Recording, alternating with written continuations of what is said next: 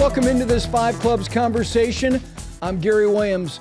You know, media has become very fragmented, but rarely does a text chain become a media entity that has relevancy to the level of getting commercials and agent representation and recognition from everybody in the industry in which they decide to reside. Well, that is the case with No Laying Up. They started in 2013 as just a collection of friends who wanted to take a text chain and turn it into a Twitter account. Now it's become, a bona fide media entity, and everybody reacts to it. Many people reference it, and the guy who founded it is Chris Solomon. And Chris, along with the other guys who are part of No Laying Up, have created multiple series, and I've never really had a chance to chat with him, but I'm getting ready to on this Five Clubs conversation.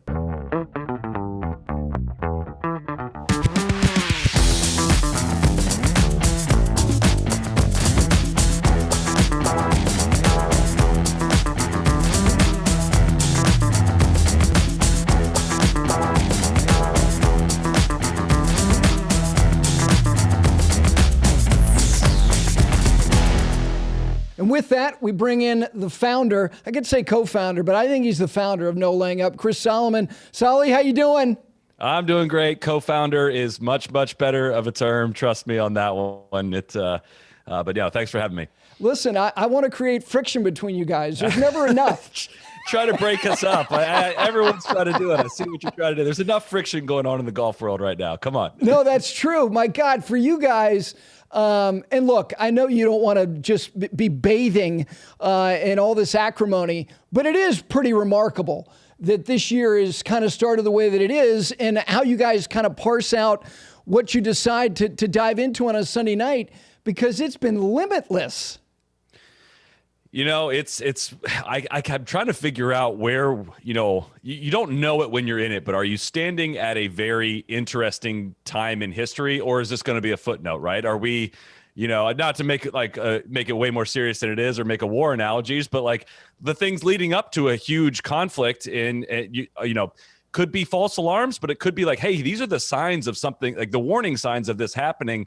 That's the current phase we're in. It's like, I don't know what's going to happen. I really don't know what's going to happen, but it certainly seems like if there was something huge going to happen, all of the things that have happened over the last 2 years probably are indicators of that. And, it's like, you don't build up troops you can't invade Ukraine without building up troops at the border, right? And in golf world, it feels like the troops are at the border, whether or not it means that they're going to invade, or not. If I could use that analogy, we'll see on that one, but the signs are there, and the alarm bells should be going off for pretty much everybody. Yeah.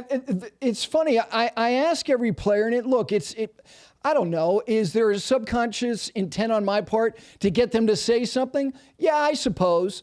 But I really am curious, because these guys all come from different viewpoints. Some, I think, are more invested intellectually and emotionally based on conversations that they've had.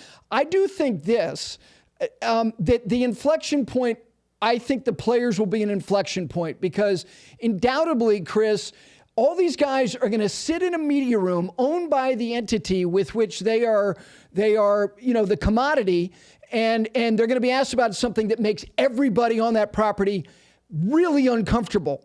But it's going to happen, don't you think? I would hope so. I mean, I don't like, a part of my job that I don't like is saying like, hey, these players need to be asked about that, because that part of my job is asking players that, right? But we're not journalists. We're golf fans that we do our best to be independent and all that good stuff. But like, I think there is there are people's jobs who have to go into the media room and face guys and ask difficult questions in a spot they don't want to be asked. I thought, when Tiger Woods was speaking for the first time, I was pretty critical of the golf media. I hate using that phrase, for not asking about the accident. Like, we don't have the information about the accident, right?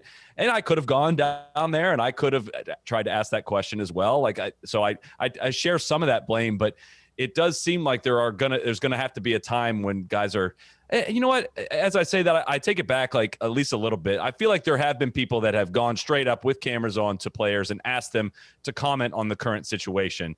And a lot of guys have, and they've said a lot of very silly things. I think it's a very difficult thing to justify. I think, to give Jason Kokrak a bit of credit on your show, he was pretty upfront about almost everything about it, to say, look, it's a huge pile of money and that's what I'm here to do. And like, I at least appreciate the honesty. I don't appreciate a lot of the answers that come with, we're trying to grow the game, or, I'm not a politician or any of that stuff. Like, it's just deflecting. Like, just say what you want. Like, say you want to take a bunch of money to go play, a different style of golf, but we know why people don't do that. So yeah, the upcoming weeks, months, whatever's going to happen, I don't know if we're going to see Bryson there. I don't know if we're going to see Phil there. It's a weird time period. It's going to be a little bit awkward here in the coming weeks. If they do or they don't, I think it does have an effect on the overall.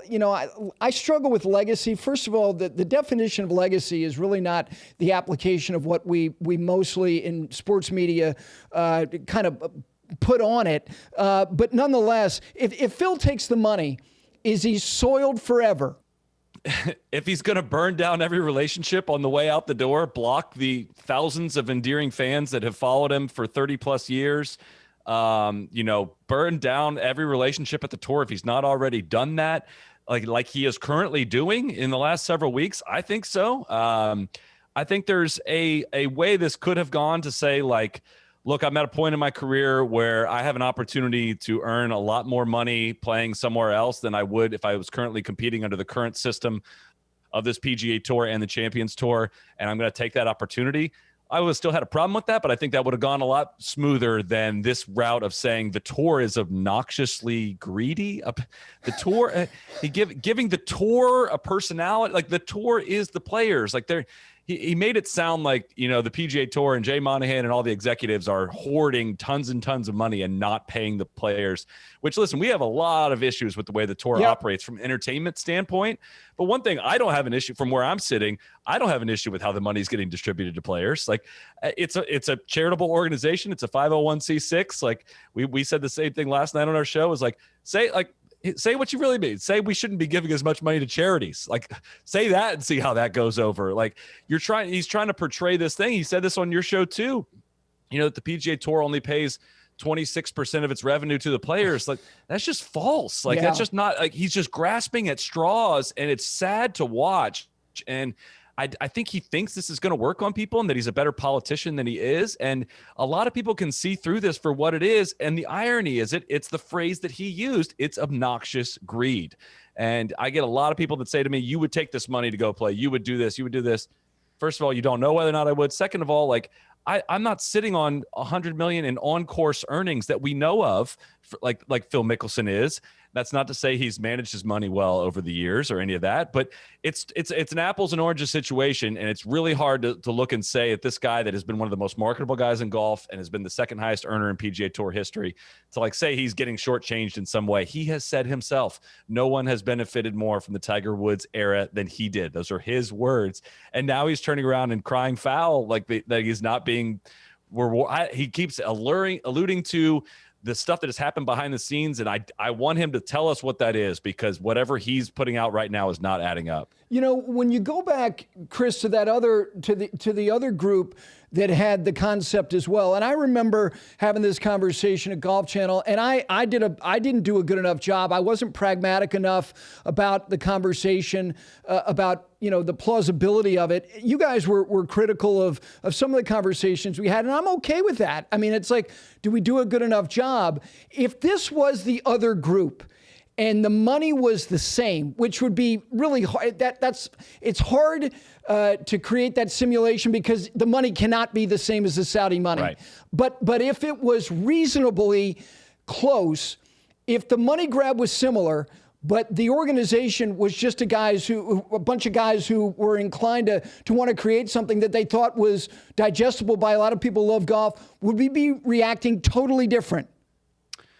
Personally, I would. And for those that aren't familiar, this idea or this thought of the Premier Golf League, the organization was founded back in, I think, 2014. It's an idea that has percolated and sat around and built up slowly over the years. And finally, word kind of got out about it publicly in around 2020, if I remember right. And it came from a group of guys, and we were fortunate enough to sit with the guys that started the league maybe 2 years ago, actually, ironically, at the Players, and just chatted them, because we were critical of the idea to begin with. It kind of sounded, it sounded a little bit, I don't know. It didn't sound that appealing until we talked for 3 hours with them, and they explained. I wasn't into Formula One yet. I didn't understand the team concept. I didn't understand that. I couldn't picture a golf world that was presented in teams and things like that. And the more I talked to these guys, the more it was kind of like, man, where we like to think we are in terms of trying to improve the entertainment aspect of golf, these guys are on a whole nother level. They're actively working on a way to like, hey, what if we changed up the whole format, right? We know golf as an event where 156 guys go tee it up and you are rewarded for what you finish in the tournament. And like, that has been what we know. And it's hard to think outside the box of something different. So they came up with this idea. They've raised a bunch of money. You know, they encountered this issue, a couple issues along the way, one of which some of the money that they raised was from the Public Investment Fund of Saudi Arabia. It got portrayed in the media, by myself included, as all of the money coming from that, or a large portion coming from that. They got a lot of bad press. A lot of the early messaging for that league was not handled very well from their end, from the PR perspective. Now, in their defense, they weren't really necessarily looking to get that message out. It kind of leaked out earlier than they were ready for. But the word gets around. Rory says some things. I don't really like where the money's coming from. It was really only 5%, but they kind of looked at that and said, okay, we see the issue here. We probably shouldn't have done this. Let's divest from this 5% or whatever that would be from the Saudis, and let's continue on. Saudis took that a little bit personally, from what I understand. They said, okay, well, we know this league concept. Let's copy it. And we don't have to make the business work. We have $3 billion sitting right here, just earmarked for this league that we can start up. And for the guys that started the Premier Golf League, they do have to make business sense. Right. And so that's where they have lost a ton of ground, in terms of they are in this position now where, you know, they may have divested some of the money, but another one of the issues they had, and an issue that the Saudi Golf League still has to clear, is how do you get 48 guys or whatever it is to jump ship all at the same time? It's the chicken and the egg problem, as Andy Gardner from the Premier Golf League called it. And the Premier Golf League has shifted away from their original model of trying to get guys to jump ship to trying to work with the PGA Tour to set up some sort of circuit, some sort of leagues in which the players would have equity in this Premier Golf League, but it would, you know, and I think they're struggling to get momentum going. But I'm wondering if this huge threat that is the Saudi Golf League is now going to force the tour to take a certain kind of action, in which Andy Gardner on our podcast, and I'm sorry, this is a rambling answer here, but he on our podcast put a call out to Rory to say, like, hey, you know, we as the director of the pack, you need to get this information in front of your players to see if this is of interest. And Rory came on our podcast a few weeks later and said something to the same vein of, we need to get these guys in a room. We need to hear them out. And so I don't know where things stand in that regard. I think there is still a chance that things can develop on the PGA Tour side of the house, if you will, this Premier Golf League. If they are to form an alliance, I think it's maybe 0.5 of 1% along the way there if it was to happen. But to answer your original question on it, would I view it differently? I would, because I think it is, I hate to, sound like we're on The Bachelor. I think it's done for the right reasons. Like, I think it is, with the golf fan in mind, of how can we make this sport more entertaining for golf fans, and at the same time handsomely reward the players. I think anytime the money is as big as they're talking about an equity stake of maybe $10 billion in their league. I don't know how they get there. I don't know how to audit that number. It's still less than the digital assets that Phil Mickelson says the PGA Tour has, which is 20 billion. I don't know how we get there, but at least it's done with a ton of thought behind how this would be presented to fans. And I don't get that sense from the Saudi Golf League. I don't know if you feel differently, but this feels very much like with a very, very, very different goal in mind, which is a tournament that's being thrown around a lot, which is sports washing, a very poor human rights record in that country. So long answer to say, yes, I would feel very differently if it was a different group of people kind of funding this thing. Do you think that the PGA Tour over the last 12, 16, 18 months in terms of the way they've reacted. And they don't like to share. They don't like to share information. They don't like to talk about the players. I think that they, against what Charlie Hoffman had to say, and again, Charlie, everyone took a pound of flesh out of him over the weekend. I think that they go out of their way to protect their product to the point that it really, and hopefully this Netflix series, they give them the autonomy. You had the guys on it, and I'm encouraged by what those guys had to say, very encouraged. Do you think the tour has reacted well over the last year and a half to all of this? It's a tough one because I think what is going on the PGA Tour is, and if you go back in history, we did a podcast several months ago about the breakaway aspects of prior tours, right? The 1968 formation of the PGA Tour, a potential breakaway in 1983, and then Greg Norman's World Tour in 1994. Revisited those topics, learned about them. I'd never, I'd heard about them, but wasn't familiar.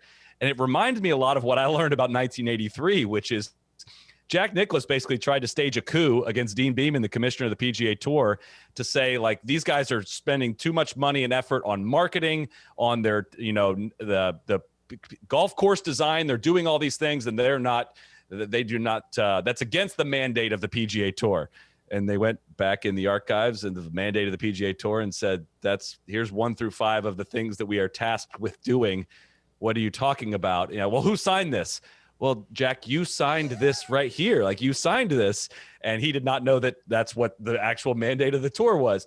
It feels like that kind of repeating itself right now in terms of the tour is tasked with taking media rights for all the players. And look, I have a lot of issues with how this is done. We have tried to film stuff with players. Sure. They've told us anytime you have a guy swinging a club in a video, they need to sign a waiver because here's how it works. Like, we need these guys bought into this network, which we're calling the PGA Tour, which we go out and market to sponsors. That money comes in and gets paid out to players, right? And what I don't like about what is going on, especially from Phil, is giving the tour, and I'm using air quotes for those listening on audio, the tour is not a personality. It's not a person. It's not it's a group of people that work for the PGA Tour that their mission is to, like, I know a lot of people that work there. They are not handing out big paychecks to people that are, like, doing a lot of this stuff. Listen, are the executives well paid? Yes. A multi-billion-dollar organization should have executives that are well paid. That's not the issue. I think there's bad information flowing into how the PGA Tour is, quote, spending their money or distributing their money. And the tour has improved their communication of that to a degree that, maybe is going, they maybe shouldn't have had to. Like, I don't even necessarily blame the tour for that. I just think there's a ton of bad information going around with people with bad intentions. Like, I think Phil is slandering the PGA Tour to justify a potential move that he has either already made or will be making. That's what I see as the motive here. So he's throwing a bunch of bad information out, kind of forcing the tour to scramble a little bit to communicate better, but really get in front of things that just aren't true. There was a golf.com article that had an anonymous executive quoted saying, like, hey, what he's saying is just not true. So in that regard, like, I feel for the tour a little bit. And then when I say the tour, I mean the people that are working there that are like, dude, like, we're not hogging this money. Like, like, here's exactly what is coming in the door and exactly what we're spending on here. Like, we spend over $100 million a year on the TPC network, but we have revenue that offsets that. So when you say 26% of revenue is paid out to players, like, yeah, that's also counting TPC money coming in the door. Do you have any idea how much it costs to run hundreds of golf tournaments around the world, tournament operations, tournament directors, all those grandstands that go up, all these things? Like, it's not like 55% of the money that comes in the door goes to the players. That's more than maybe it sounds like. And so I think that, yes, there's been some action. The player impact program, kind of the way they're distributing their money, at least how they're communicating that. Maybe the timeline for distribution has been bumped up, but there was a new media deal that has been signed with the PGA Tour and CBS and NBC, ESPN Plus or ESPN that was already as scheduled. They didn't rush to do this because of stuff that was going on from other leagues. The purses were always going to go up in this time period. I think they've done a much more clear job of, like, upfront saying, like, here is, boom, hey, look, big eyeballs right here. Players Championship money going to $20 million. FedEx Cup money now going to $18 million. Like, the championship is going to $18 million. Like, just putting it out there to be like, whatever you guys are talking about is just not that accurate. Money's going up, purse is going up, non-purse related bonus money going up, pension, I'm sure, going up, all this stuff. Like, this is what's happening. Stop being you're counteracting our efforts to make you money by crying foul about all the things going on out here. So it's complicated times for sure. Yeah, it's, the whole media rights deal, and as an ancillary player, as somebody who was working for a company that desperately needed to retain the rights, I look, as being in that newsroom every day at Golf Channel, yeah. and the pressure that came, and look, Sally, I was in meetings with the tour and them talking about, the presentation of content, and you guys talk too much about the majors, and look, they had so much leverage. It was an uncomfortable feeling, and I wasn't the one who was sitting there having to make the decision. But the bottom line is, without the rights, Golf Channel's out of business. They're NBC, NBC Sportsnet Central Florida, and that unit, it's already gone. But so they didn't have a choice, and it was going to bust the whole business model of what Golf Channel was, and the inevitability of movement to Stanford was going to happen one way or the other. But the fact is that I think all of these reactions to the distribution of this money, whether it be in purse, whether it be in the creation of the player impact program, whether it be the Wyndham's rewards, I can't even keep up.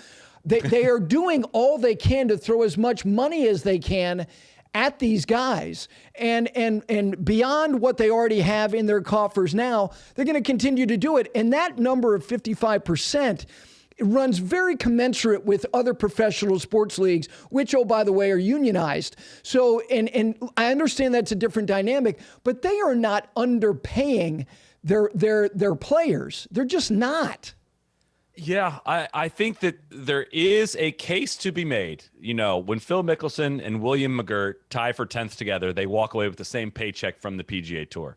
I think there's a case to be made for Phil to raise his hand and say, like, yo, I'm putting butts in the seats and this guy's not. What's going on here, right? I think if he wanted to go that route, he'd have a much better case. Now, listen, that's counterintuitive to how the organization works as a 501c6. You keep pulling on any string, you end up with it. The PGA Tour is basically like a trade organization, right? It's a stage in which for players to perform and earn money, right?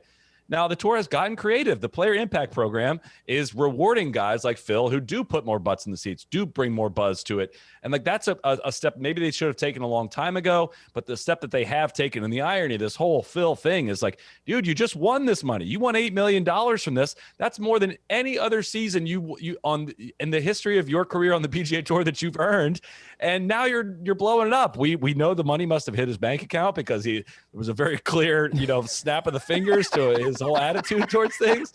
And yeah, I mean, like you said it, man. It's like the trickle down effect of all of this squeeze is like the Golf Channel, exactly how you said it. Like you're not in an independent situation. Like the Golf Channel was not able to be independent of this thing because you're a rights holder for the PGA Tour and the content. And like, that is just the nature of, media, business, sports in general. Right. And that's not to say like, it honestly, from my perspective, it made our job easier because it's like somewhere people can go to hear the independent conversation about it. The independent conversation we're able to have now. Question. And that's just the nature of it. And, the trickle down of, you would know a heck of a lot more than I would about the move to Stanford and all that. But I mean, shilling out a couple $100 million more annually from Comcast, NBC to the PGA Tour, like that money's going to have to come from somewhere. It's a publicly traded company, right? And things are going to get more and more streamlined. And look at what happened there. It's just the trickle down of all. That's where like the sympathy for the players just gets even less and less. Like, look at all this stuff that's happening around here just so you can cash a little bit bigger paycheck. It's just it's testing my fortitude as a sports fan, and like we get into this all with this kind of appreciate, like watching Sahith Theegala yesterday was like why I am a golf fan, right? Like that was watching a dude that like I'm rooting for and I want this personally for him.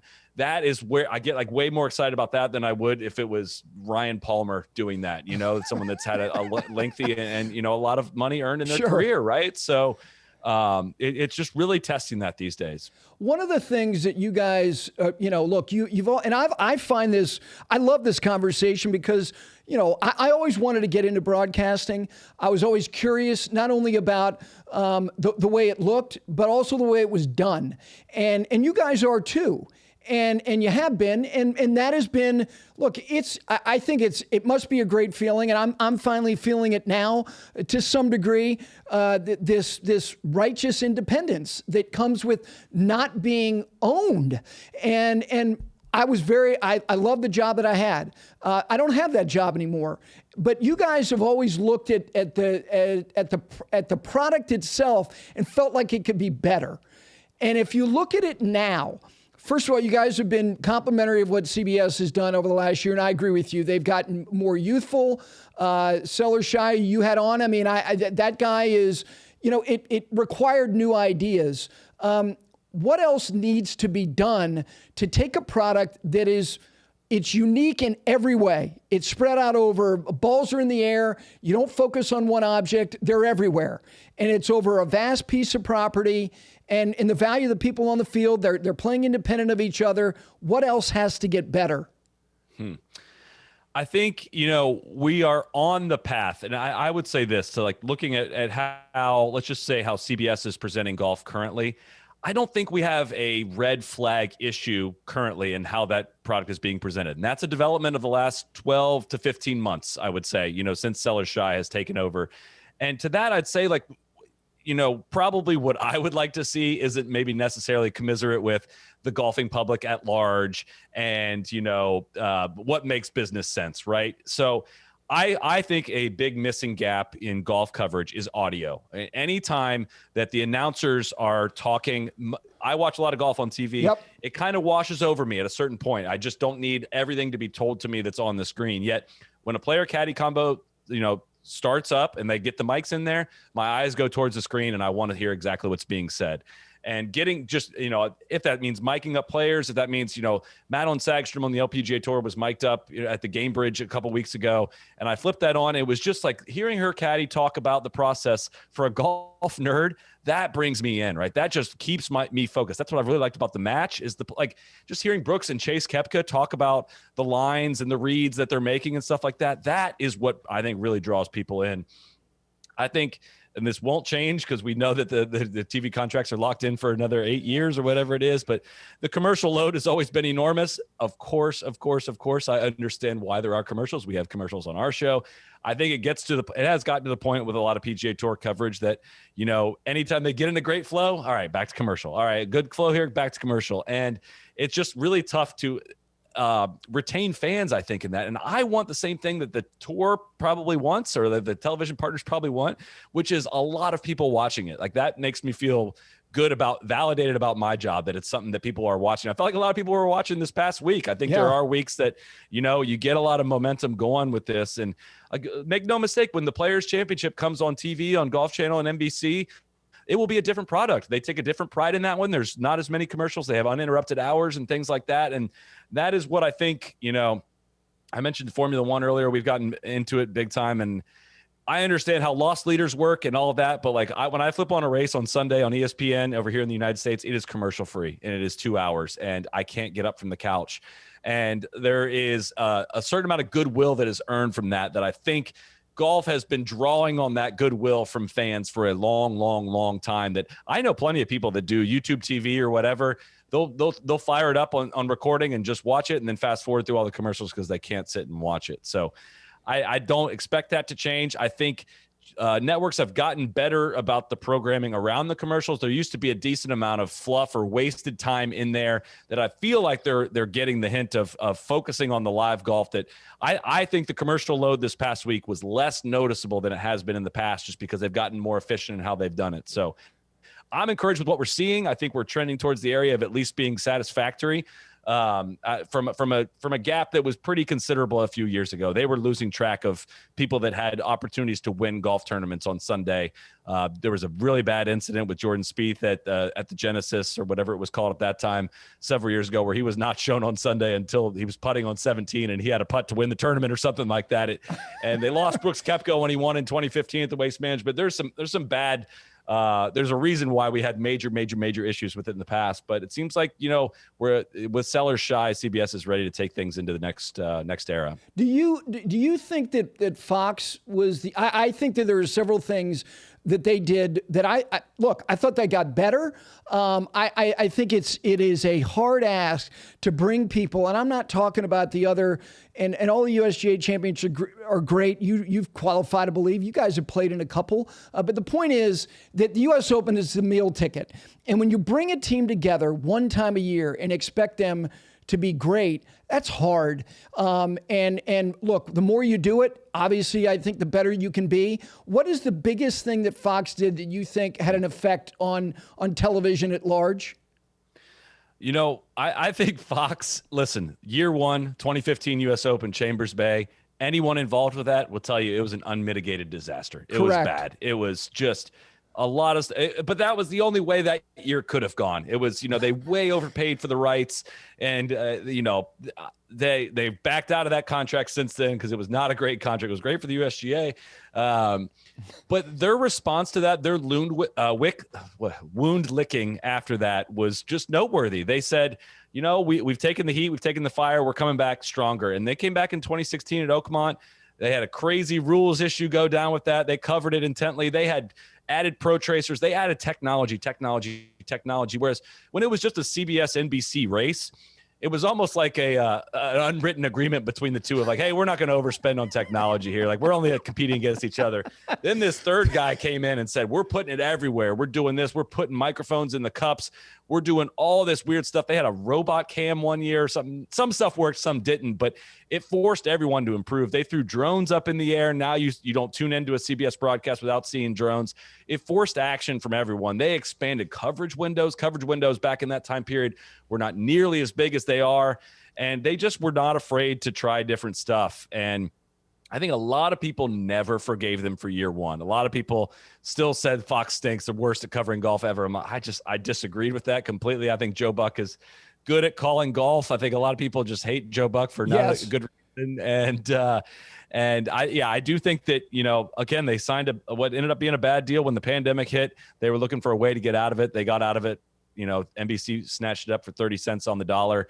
And look, that's like, at no point during any of our gripes with television coverage have we said this is an easy job. I mean, you go in that production truck. I've been in a production truck. I get anxiety looking at all those screens, and I'm like, how do you keep track of what's going on in the tournament when you're trying to flip between all these TVs? I get all that. I do. I'm sympathetic to that.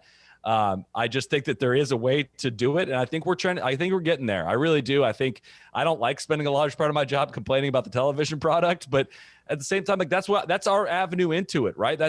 We don't get to go out there and see every golf shot. We're relying on somebody to bring us the story, right? That's the only way we experience golf sitting at home. So I think it's incredibly important.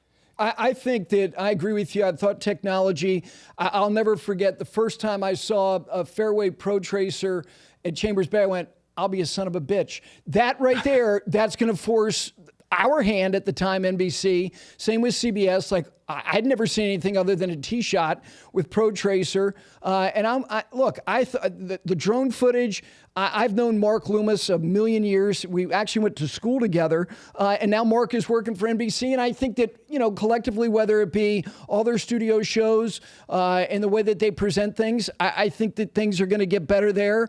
But I do believe that Fox was an agent for change. And the other networks had to do some of the things and look, I thought that Pebble Beach in 2019, it was a game-changing optical experience to see that place. And now you see the way that CBS showed it this year. It can never be shown any other way. No, and that's the thing too about, standard, I don't know how camera operations work, any of that, but a lot of cameras tend to flatten out what you're looking at. Contouring and elevation changes just don't shine through.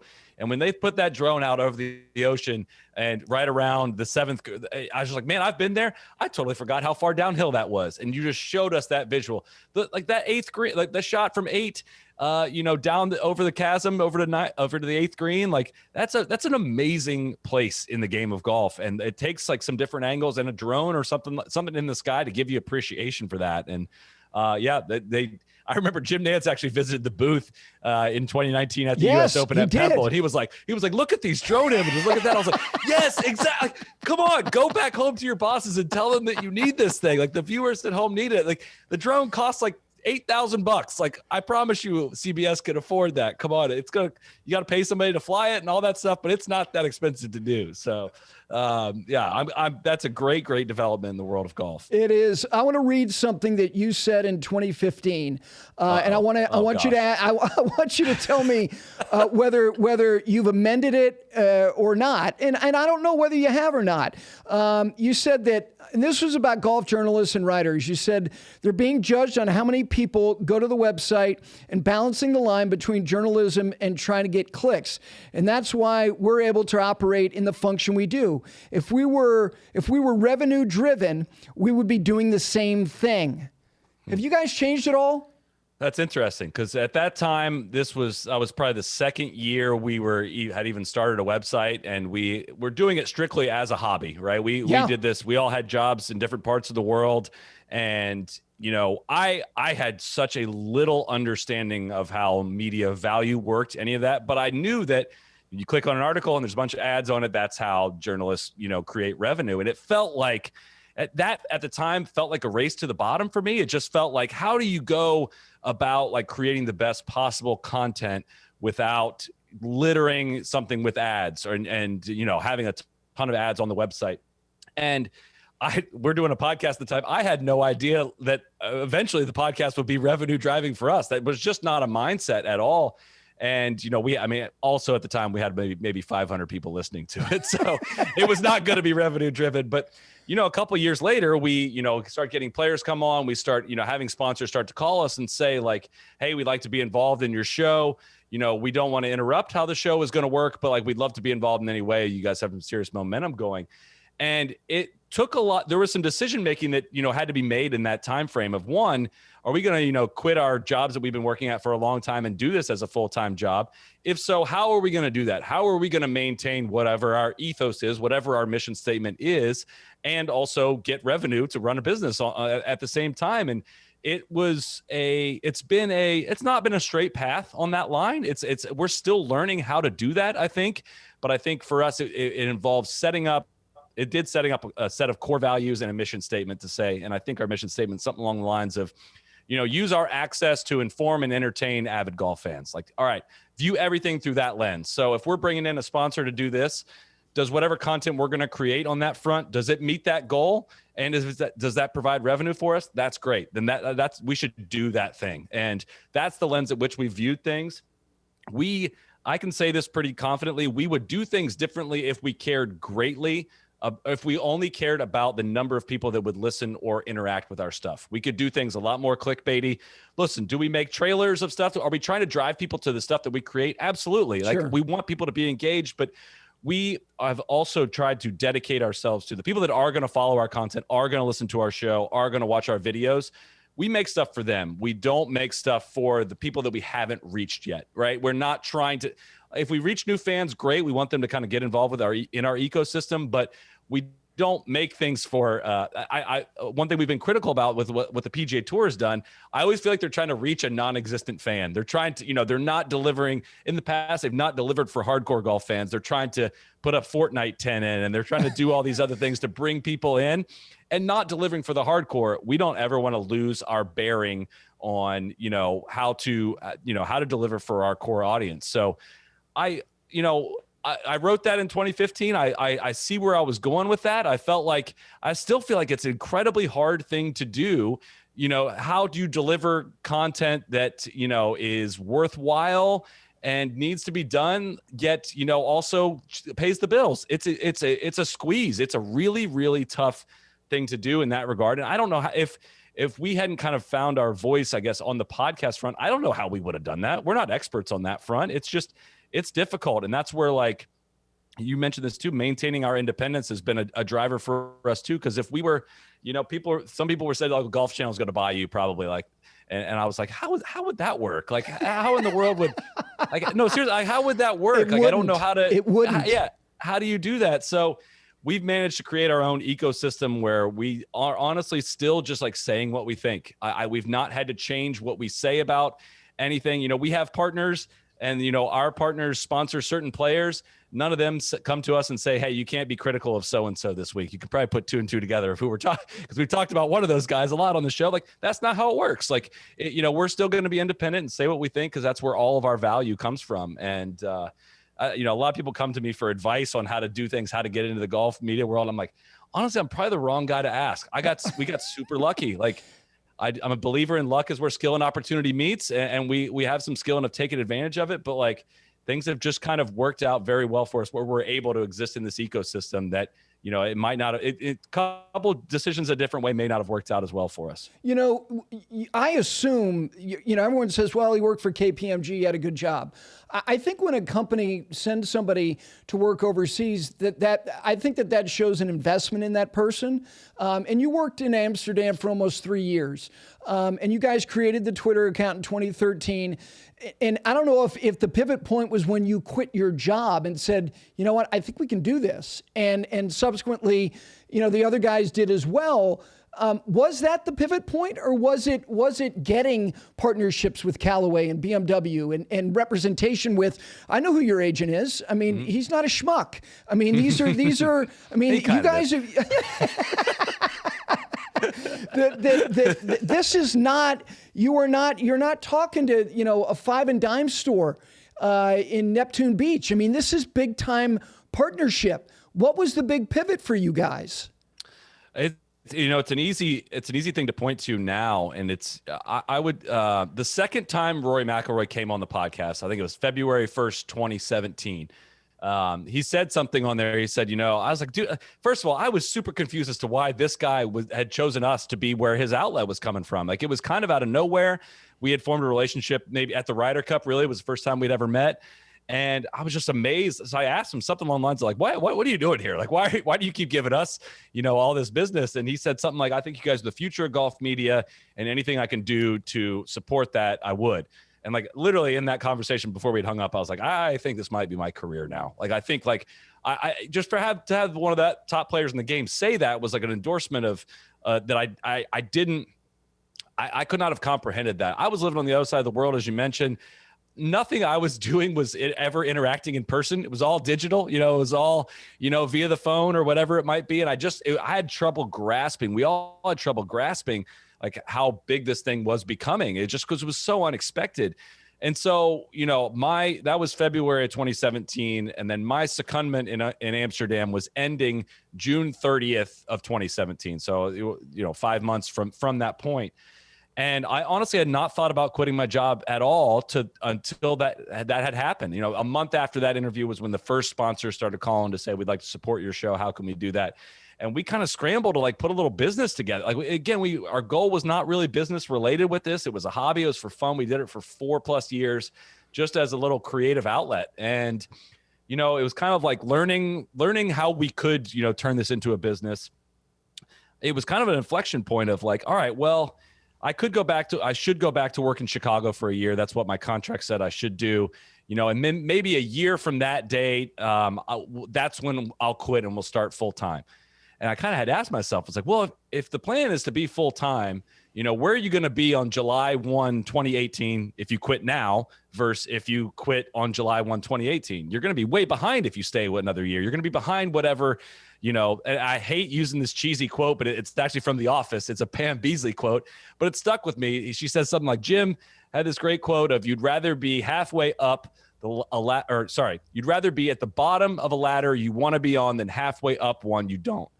And like, that kind of stuck with me. It was kind of like, okay, well, I got to climb down this ladder at some point. Like, I might as well go down now and we can try to build this thing up. And took the risk, moved back to the States, quit my job, moved in with my parents for 6 months, and just spent all day making content, trying to, figure out a way to come up with partnerships.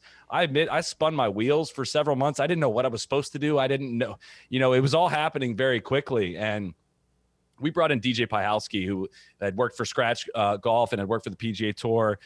He was kind of starting his own creative,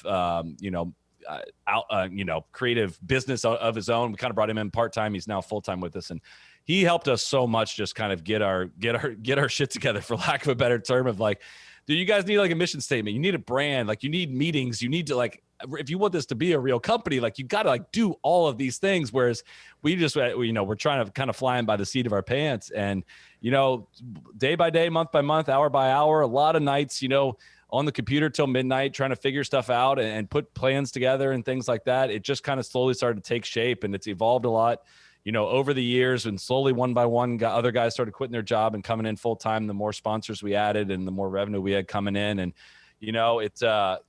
I'm proud of it, just because I think we've not lost our way along the lines of, the more business success we've had, I would say the content is paid off in that, the camera quality looks better, audio quality is better, the guests are better, like that is directly invested back into the content. And so from that vein, I feel very good about what we're able to deliver from a final product to our followers. Yeah, and I don't say this to patronize you or the guys. I'm proud of you. Look, I like I said, I'm really curious in where media is going, and how fragmented it's become over the last 5-6 years, and what is next. And the fact is, and you tell me, and you've said that you feel like your righteousness is in place. Have you ever felt in the last year or two that you've pulled any punches? Because I still feel like and it's like you guys have an inherent responsibility to the people who love you to be gritty and to maintain that. Do you ever have conversations with the guys and go, you know what? I think we were soft last week, or we were, have you ever had a thought to yourself or with the other guys and said, holy shit, you know what? What are we doing here? All the time. It is a constant balance. Going back a bit, what's a good North Star has always been, back in the day, I kind of thought we were a comedy website. I kind of thought we were comedy, and I'm not a comedian. Like, listen, I've landed some good ones over the years, but like it's stressful to try to be funny all the time. Like, it's not that easy. And Big Randy, one of our guys, said, I don't care as much about it being funny as long as it's real.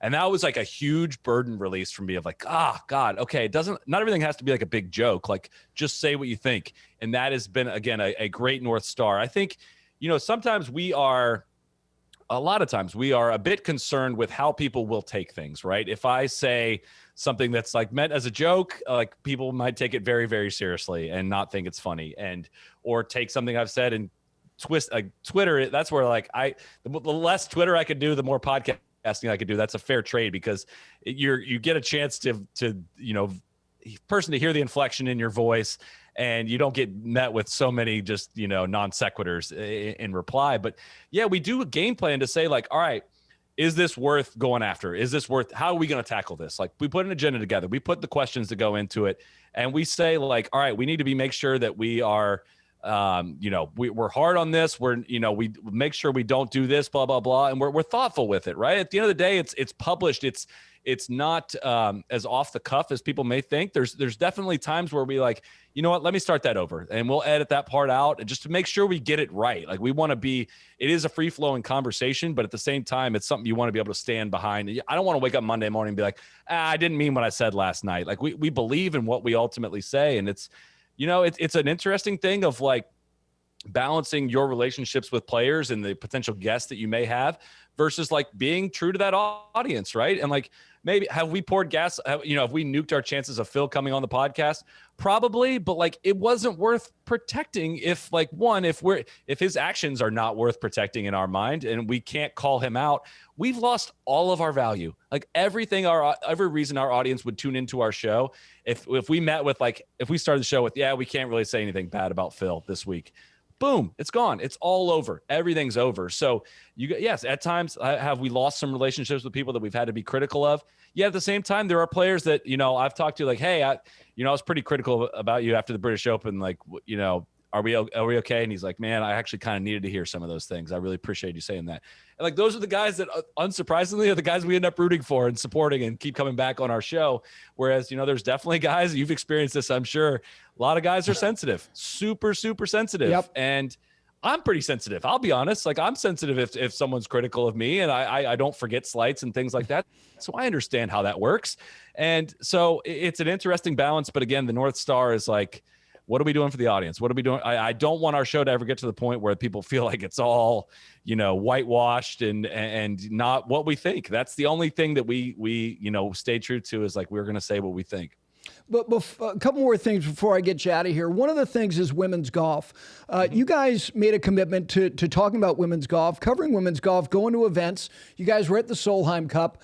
And sometimes, and I've heard this from some media members, is if they want credit for covering women's golf. It's not a cause.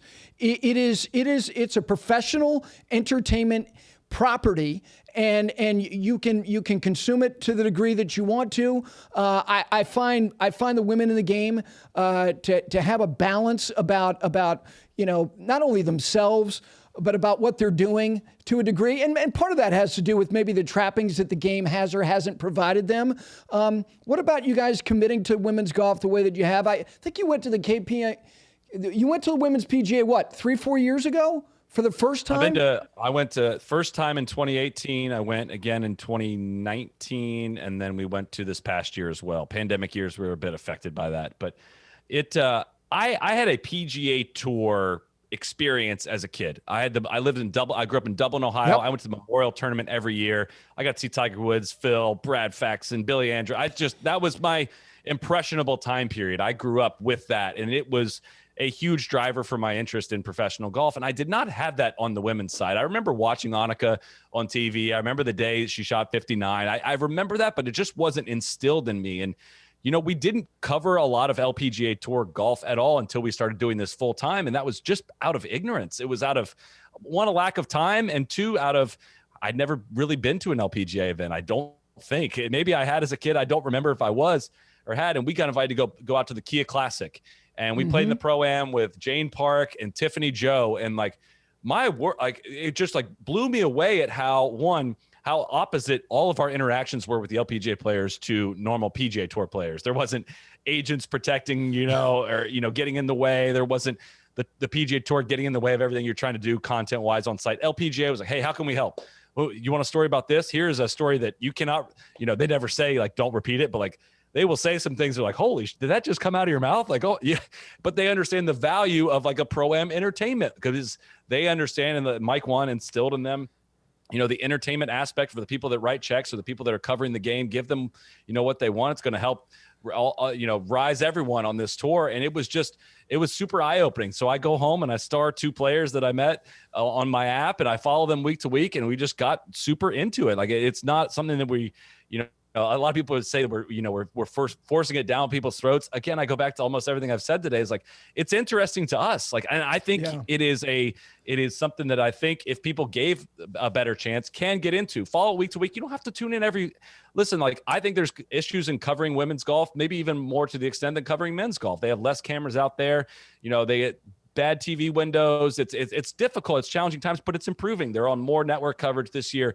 It's something that's improving year over year.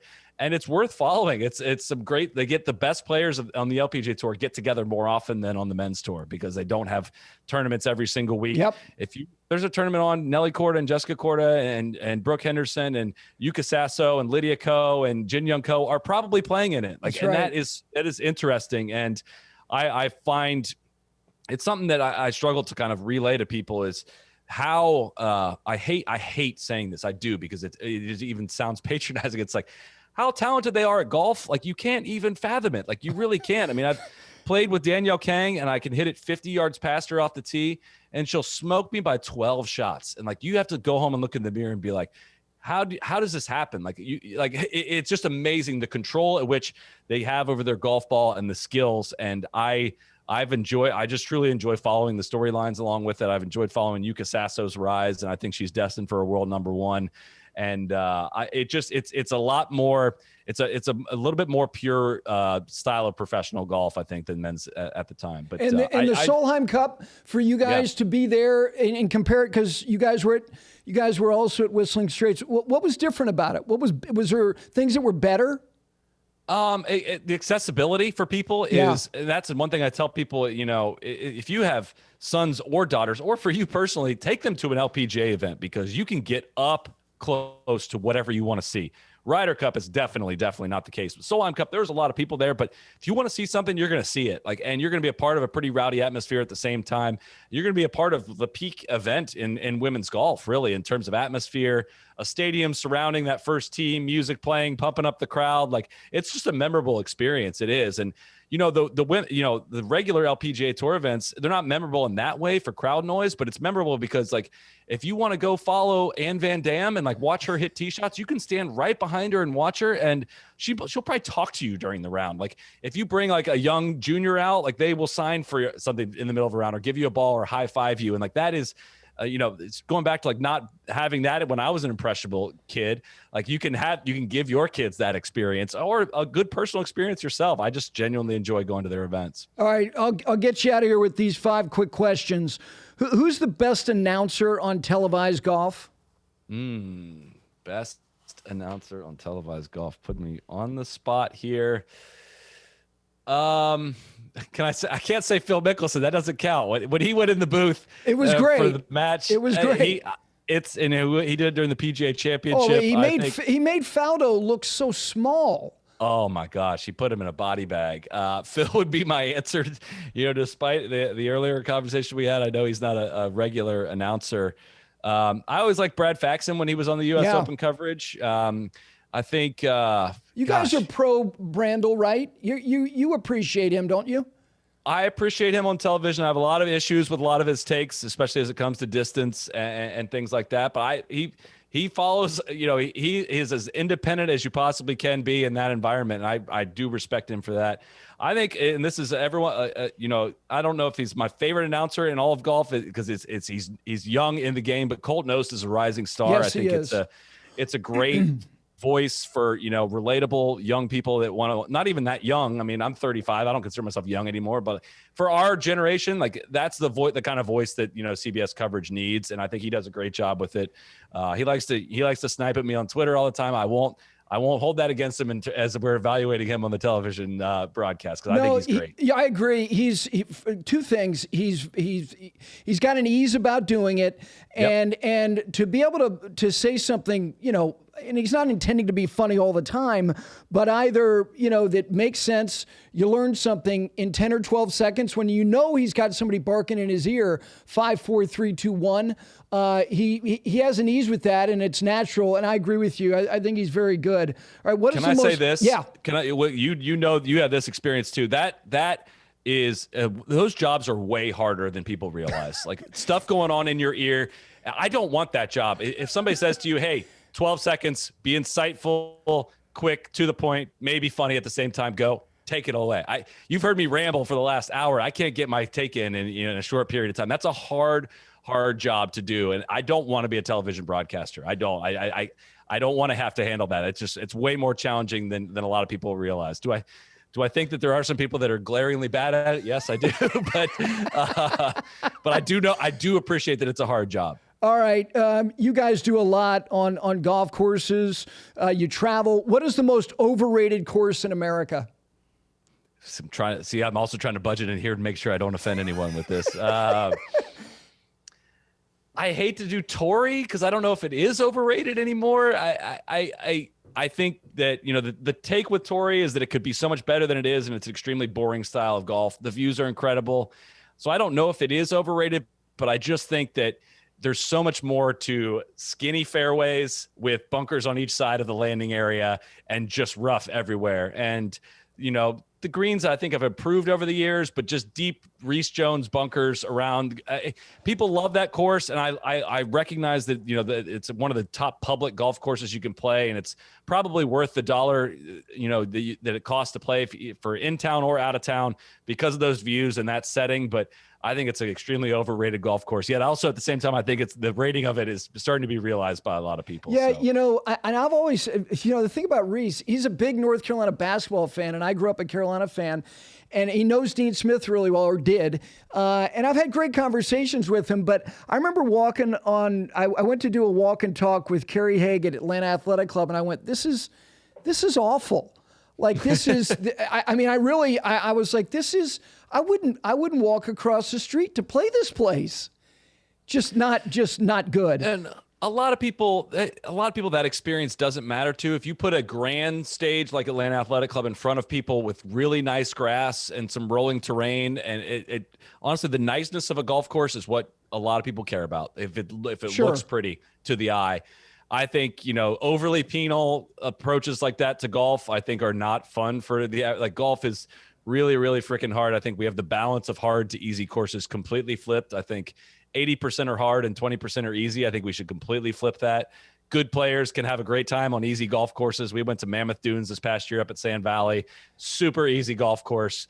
In a 4-ball, we made 13 birdies and an eagle in the back 9 alone. The ball, it just funnels balls onto the green, and we had a blast. And a high handicapper is going to have a blast doing that. Golf should do anything in its power to restore that balance, to get that balance closer to neutral. Because right now, I would say that the best players should have to travel far and wide to find the hard golf courses. The rest of it, let it be easy. I mean, there's just no reason why it needs to be hard. All right, the most underappreciated interview on tour. Instinct was Joel Damon, but I think he's starting to get appreciated a little bit more and more. He is. That's Cat's out there. Out of the bag. Cantlay on his way, I think, a little bit. Yep. Cantlay in a good long form has a lot to say, and in the right environment, I think it's there's not a ton of excitement in the voice. He strikes a lot of people as boring, but I think he's a pretty interesting guy. Charles Howell, great interview. Yep. The guy will give you, a ton of nuggets like that. Yeah, I feel like I'm drawing blanks now. I'll give you one, and I don't think you guys have talked to him. And he doesn't, his schedule now, I don't know what his status is. Johnson Wagner. Now, Johnson lives here in Charlotte where I am, and I've been around him a little bit. Very bright guy, very interesting background. His father taught at West Point. Johnson's a very interesting guy. Yeah, I've not talked with Johnson, but yeah, it's amazing how often it happens where here's one, Jason Bone. Like I've known that name for a long time, and we kind of got set up to talk with him. We didn't really even necessarily ask for it. And I'm like, Jason Bone, what are we going to ask him? He's been back on because he's the best storyteller maybe I've ever run into. So that's my answer for underappreciated interview. Jason Bone is that guy. Best hole-in-one celebration when he won that $1 million and made incredible. him. He would still be able to take the $1 million now because of NIL and play at the University of Alabama. And he was running. I remember he ran from the tee, had tube socks on that were right below his knee. They were fantastic. All right, the last time you paid retail for a round of golf. Oh, I do that all the time. Jacksonville Beach Municipal Course. That's not retail. What's that? How's that not retail? What's retail mean? Like a real retail experience. Jack's Beach is what, like $36? If you're walking, it's 27. Okay. Full retail round of golf. Like a couple $100.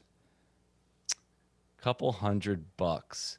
Gosh, I'm so punchable for not knowing this off the top of my head. Honestly, I haven't played a lot. I haven't traveled and played a lot of golf in recent years with the pandemic. Okay. So and but when we do, it's been paying retail. We pay retail maybe more often than you might think, really? But usually when we travel, it is something that is arranged, right? We're doing it for some kind of filming or content more so than I don't get to take a lot of trips now where, I'm just playing golf, not for content purposes. It's just, we're just busy enough to that point where that doesn't quite work. Gosh, I really, it happens all the time with, practice rounds and stuff for tournaments that I play. I got to pay for, pay for practice rounds, things like that. But it's been a long time since I paid like over $100 for a round of golf, just because I honestly just haven't played a lot of that over the last couple of years. But I mean, some of the trips we've taken, Cape Kidnappers, Kari Cliffs, like I paid for some of those rounds. It's not always free and comped, but I love asking people that question. I should be way more prepared to answer it. I don't think I answered it very well, but all right, last thing. I want you to answer this not only for yourself, but for the guys as well. Who has the best, or who has the go-to cuss word or phrase that is the best among the 5 of you on the golf course? And we're allowed to say any cuss words on the show? Is that right? Tron will sometimes, when he's trying to get something going, maybe he's bogeyed 2 of the last 3, he'll stand up over a tee shot and he'll just go, "Come on, TC, you little motherfucker." Like he talks himself into it. That's his pump up right before he goes to hit it. And that's my favorite. It draws a laugh every single time. Listen, I think that The only time you and I have met was when they kind of opened the Performance Center at Sea Island. That's right. Yeah. And I really appreciate you taking the time. I look forward to having another conversation soon enough. Thank you for doing this. Absolutely. Thanks for having me. This was a great conversation. Really enjoyed it.